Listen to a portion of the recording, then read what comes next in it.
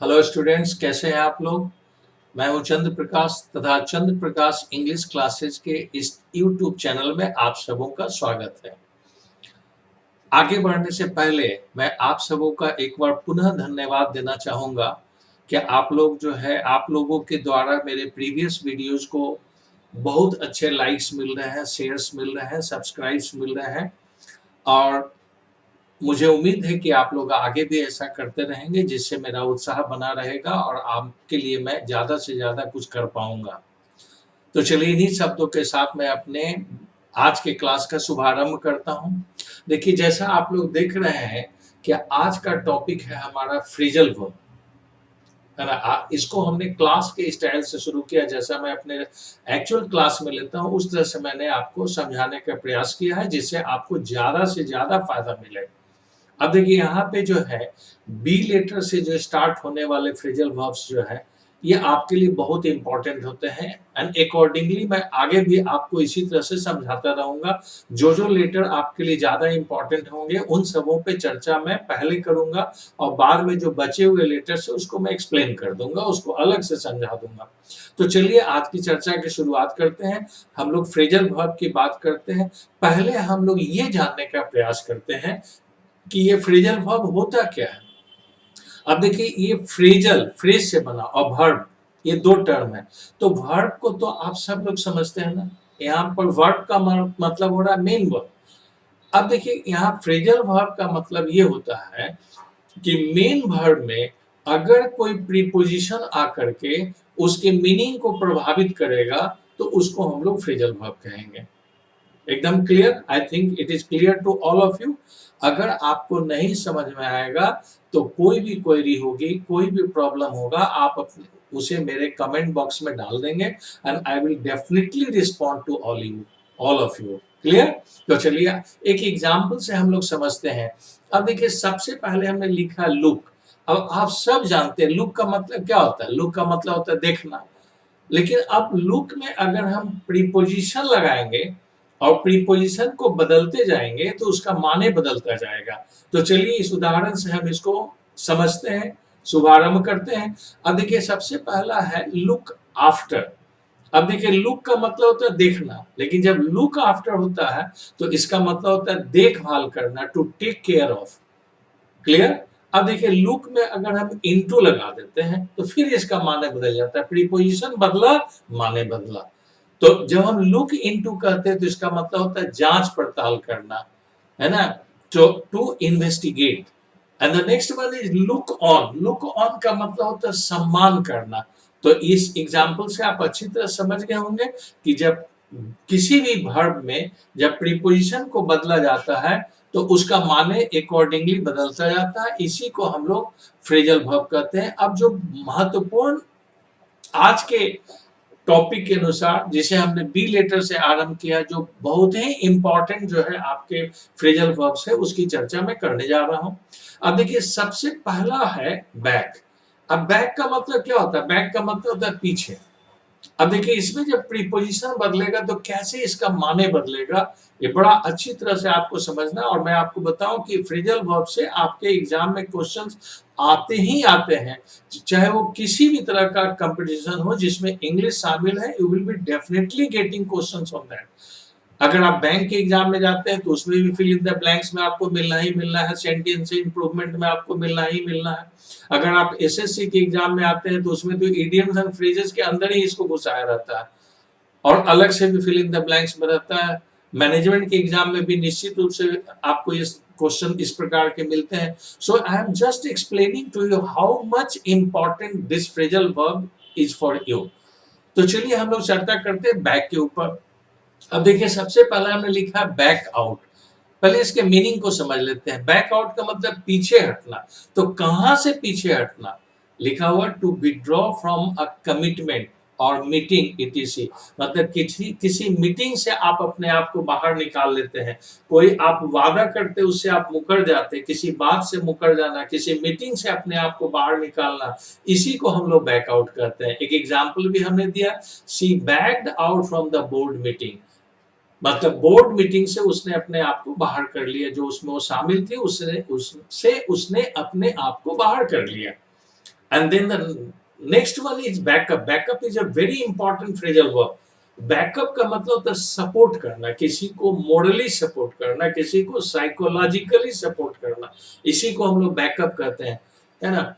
अब देखिए कर रहा है बैक्ड अप हर इन हर नीड, उसकी जरूरत के समय उसने उसकी मदद की, फिनेंशियली हेल्प किया उसने, साइकोलॉजिकली हेल्प किया उसने, मोरली हेल्प किया उसने, बट उसने बैकअप किया।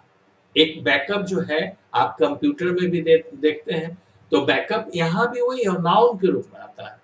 आप उसका बैकअप स्टैंड बाय तैयार करते हैं, वहां पे इसका मीनिंग नाउन के रूप में थोड़ा अलग हो जाता है, स्टैंड बाय करते हैं। The next one is back down. अब बैक डाउन का मतलब होता है किसी जगह से नीचे आ जाना, कोई आपका अधिकार है उससे आप पीछे हट जाते हैं, उससे आप वापस निकल जाते हैं, दावा छोड़ देते हैं। टू गिव अप क्लेम्स, मान लीजिए कि आपका जो है किसी स्थान पे आपका बहुत प्रॉपर्टी है और नक्सलाइट लोगों ने कहा कि अगर आप यहाँ आते हैं तो आपको उड़ा दिया जाएगा। आप क्या करते हैं, आप सोचते हैं कि चलो जान रहेगा तो बहुत बड़ी बात है, आप वहां से हट जाते हैं। सो यही एग्जाम्पल हमने आपके सामने दिया है।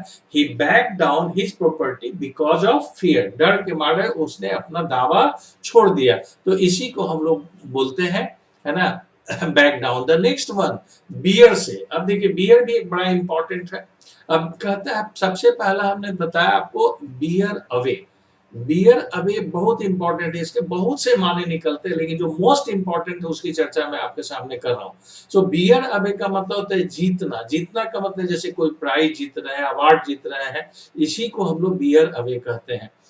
एग्जाम्पल हमने दिया, she bore away many prizes at the annual function. So this is again an example of, है ना, टू विन प्राइज और award etc. Then the next one is bear down. Bear down का मतलब होता है किसी चीज को बलपूर्वक कुचल देना। अभी आपने सुना जलियांवाला बाग के समय में क्या हुआ था, अंग्रेज फौज ने क्रांतिकारियों को बलपूर्वक कुचल दिया था। तो इसी के लिए हम लोग बोलते हैं बियर डाउन का इस्तेमाल करते हैं। सो टू ओवरथ्रो और क्रश बाय फोर्स। एग्जाम्पल देखिए हमने दिया, the army was able to bear down all opposition in one day. The next one है bear down upon, again it's an important one. Bear down upon का मतलब होता है तेजी से हमला करना, अचानक तेजी से हमला करना। अब ये जो अचानक तेजी से हमला करना है, ये जंगल में शेर बाघ के लिए भी होता है और पार्लियामेंट में अपोजिशन के लिए भी होता है।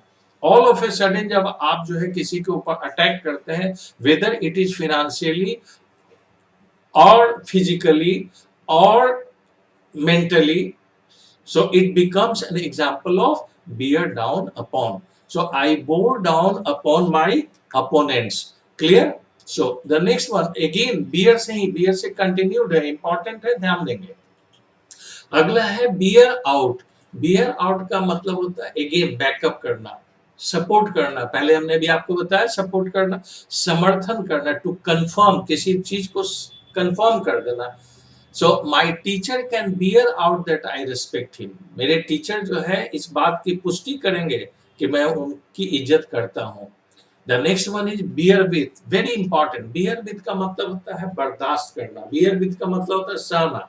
अब देखिए अभी क्या आपका क्लास चल रहा है, अचानक लाइन कट गया, इन्वर्टर भी फेल कर गया, जनरेटर भी फेल कर गया, दिन का समय, आप अपने स्टूडेंट से क्या कहते हैं, भाई देखो ऐसी स्थिति आ गई, kindly beer with me. So that is the best example of it. So beer with का मतलब होता है टू टॉलरेट। एग्जाम्पल हमने दिया है, we should bear with him while he is sick. जब तक वह बीमार है हमको उसको बर्दाश्त करना चाहिए, समझना चाहिए, उसकी परिस्थिति को समझना चाहिए। And the next one beer up. Beer up का मतलब होता है किसी चीज के लिए उत्साह बनाए रखना। आप अच्छी पढ़ाई करते हैं तो हम क्या करते हैं, आपकी पैटिंग करते हैं, आपका उत्साह वर्धन करते हैं। So for that we use this bear up. So to keep up spirits, उत्साह बनाए रखना। सो एग्जाम्पल देखिए, in his misfortune may God give him strength to bear up. उसके दुर्भाग्य के समय, उसके विपत्ति के समय भगवान उसका उत्साह बनाए रखें। क्लियर है? So the next one is blow. अब देखिए यहाँ पे वर्ब चेंज किया, तो अब अगली चर्चा हम लोग ब्लो से करते हैं। ब्लो का मतलब क्या होता है, बहना, है ना।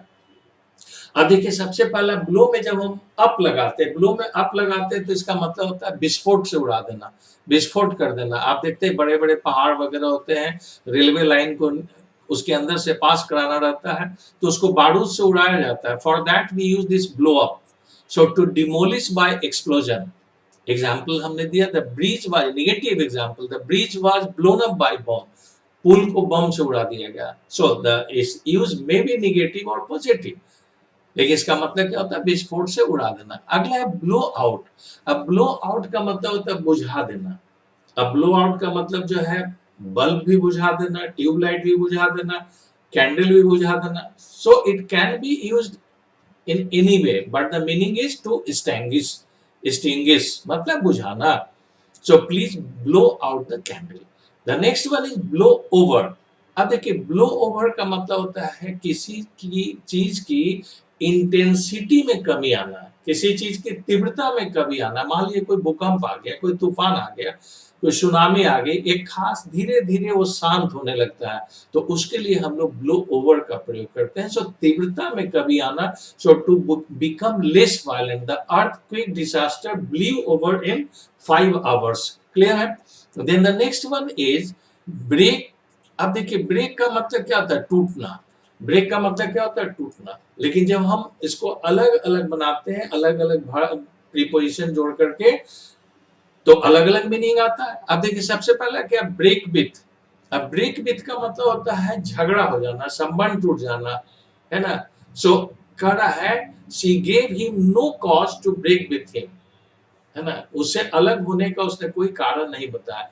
And the next very very important, break into. बचपन से हम लोग पढ़ते आ रहे हैं, ब्रेक इनटू का मतलब जबरदस्ती घुस जाना, बिना परमिशन के घुस जाना, अनाधिकार प्रवेश करना। So to enter by force. So this is a very good phrasal verb and you must remember it. The next one break down. Break down का मतलब होता है असफल हो जाना, खराब हो जाना। आप देखते हैं बराबर आप शहर में सुनते हैं पावर ब्रेक डाउन हो गया, मतलब पावर फेलियर हो गया, फेल कर जाना, खराब हो गया। The car broke down on the highway. Car जो है हाईवे पे खराब हो गई। Clear? The next one is, है ना, ब्रेक। अगेन ब्रेक कंटिन्यू कर रहा है।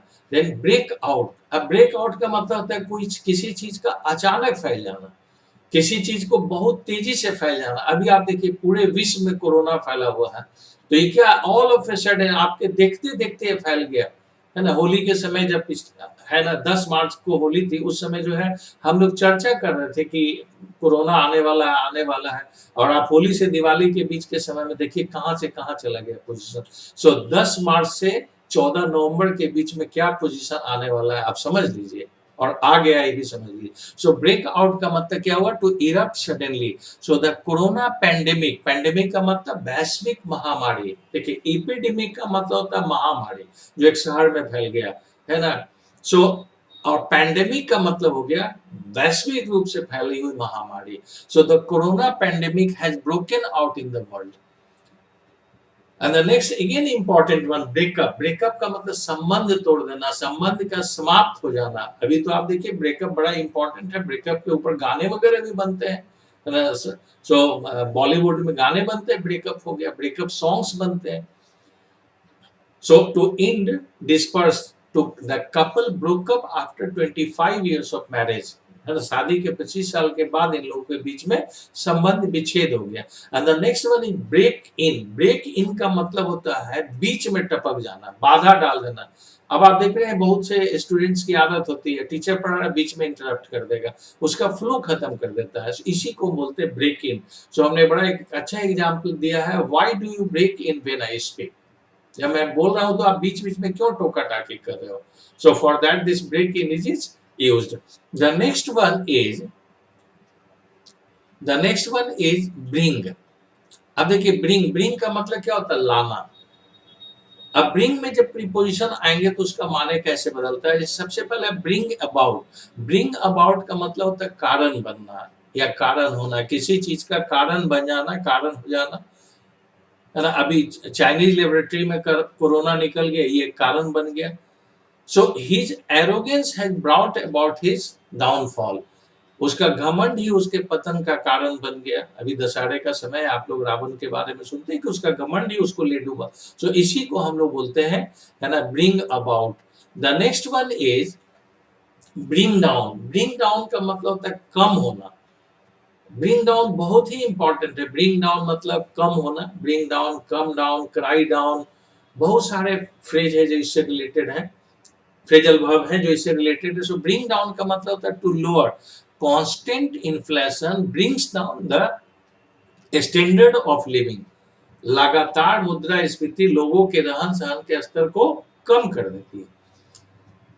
The next one is bring fourth. Bring fourth का मतलब होता है जन्म देना, उत्पन्न करना। चाहे वो पेड़ हो, चाहे वो पशु पक्षी हो या मनुष्य हो, तो ब्रिंग फोर्थ का मतलब होता है उत्पन्न करना, जन्म देना। To produce a good tree brings forth good fruits. Clear है? मैं समझ रहा हूं यहां तक, चूंकि ये एक्चुअल क्लास के आधार पे मैं आपको इसको कंटिन्यू कर रहा हूं। आप सब समझ रहे होंगे। अगर कोई दिक्कत होगी फिर मैं आपको बता दूं कहां पे जाना है, कमेंट बॉक्स में, वहां जाकर के आप उसको देख लेंगे, है ना। चलिए, तो हम समझते हैं कि आपको यहाँ तक जो है पूरा समझ में आ गया होगा, किसी तरह की परेशानी नहीं होगी। So with this it is over to all of you, है ना। और कोई दिक्कत होगी तो आप बात कर सकते हैं हमसे, अलग से भी बात कर सकते हैं। I am very close to all of you. तो चलिए यहाँ पे हम अपनी बात को समाप्त करते हैं, अपने आज के इस यूट्यूब चैनल को समाप्त करते हैं। सो अगर आपको मेरा वीडियो पसंद आ रहा है तो आप इसे शेयर करिए, इसे लाइक करिए, सब्सक्राइब करिए, जिससे मेरा भी उत्साह वर्धन हो। सो with this it is over. जय हिंद, जय भारत।